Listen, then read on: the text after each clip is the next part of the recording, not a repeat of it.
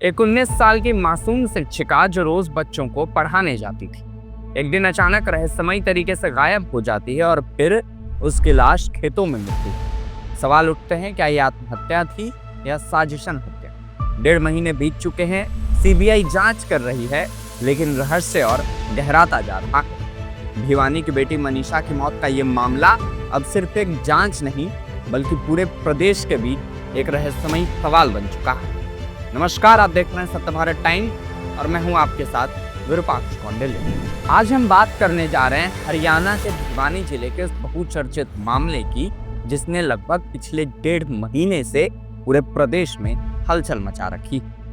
यह है 19 साल की शिक्षिका मनीषा की रहस्यमयी मौत का मामला, जिसकी जांच अब सीबीआई कर रही है, लेकिन अभी तक कोई ठोस नतीजा नहीं निकला। घटना का पूरा सिलसिला और आइए जानते हैं कि आखिर क्या हुआ था उस दिन। अगस्त की 11 तारीख को धानी लक्ष्मण गांव की रहने वाली 19 साल की मनीषा अपने घर से निकली थी। वो सिंघानी के किड्स केयर बाल विद्यालय में टीचर का काम करती थी। उस दिन स्कूल से निकलने के बाद उसने कहा था कि वो पास के नर्सिंग कॉलेज में एडमिशन की पूछताछ के लिए जा रही। दोपहर 2 बजे सीसीटीवी फुटेज में वो आखिरी बार नर्सिंग कॉलेज के पास दिखी थी। उसके बाद वो घर वापस नहीं लौटी। 12 अगस्त को परिवार ने लोहारू पुलिस थाने में गुमशुदगी की रिपोर्ट दर्ज करवाई।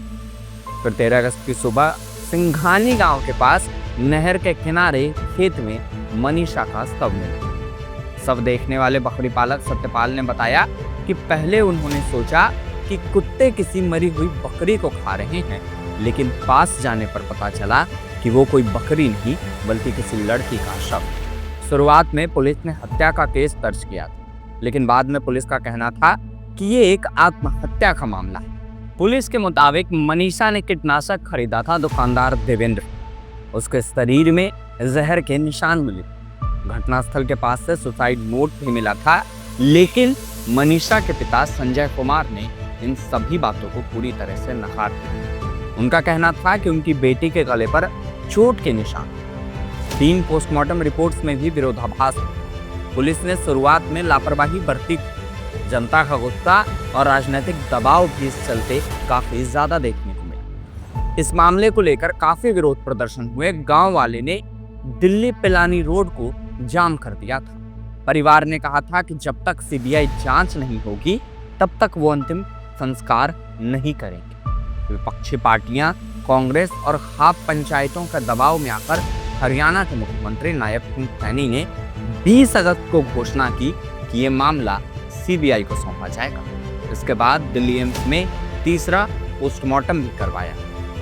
सीबीआई की जांच आखिर अभी कहां तक पहुंची? 3 सितंबर 2025 को सीबीआई की 5-6 सदस्यीय की टीम भिवानी पहुंची। टीम ने 5 सितंबर को आधिकारिक तौर पर हत्या और गलत कैद की धाराओं के तहत मामला दर्ज किया। सीबीआई ने अब तक क्या क्या किया?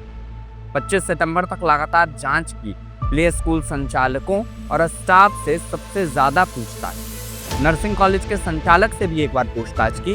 बकरी पालक, खेत मालिक, कीटनाशक दुकानदार से 4 बार पूछताछ की। घटनास्थल का 4-5 बार निरीक्षण और मनीषा के परिवार से भी 3 बार पूछताछ की। आपको बता दें कि समय के साथ जैसे जैसे मनीषा मौत मामले में जांच की गहराई बढ़ती जा रही है, परिवार पर भी शक का साया पड़ने लगा है।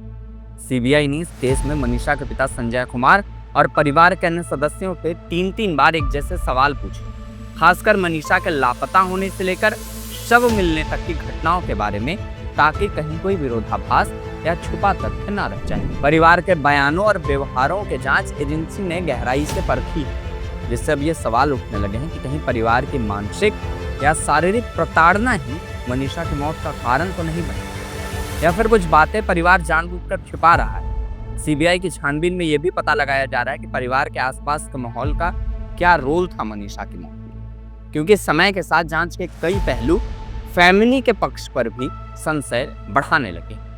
इस केस में मनीषा और उसके उस नाबालिग प्रेमी के बीच की बातचीत, परिवार को मिली चैट और घटनाओं की टाइमलाइन की जांच का प्रमुख।